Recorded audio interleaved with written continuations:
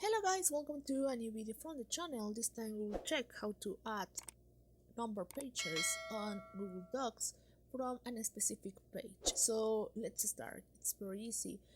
Just if you check here, I have three pages: intro, text, and conk. So if I want to start this page like number one, just do the next step. Just press this one and let's go to insert, and then let's go to the option that says break.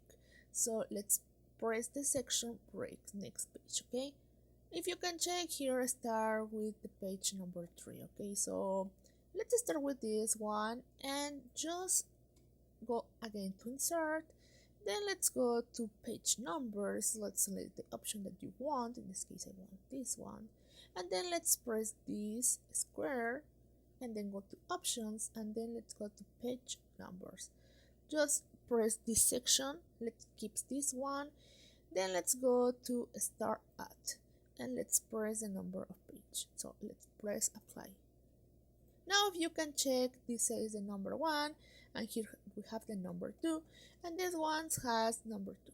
Okay, so now for only disappear these numbers, you have to press option, then let's go to remove header, and then everything will be from the page number 3. So I hope it works for you. Remember to subscribe and give like to this video. Thank you for watching.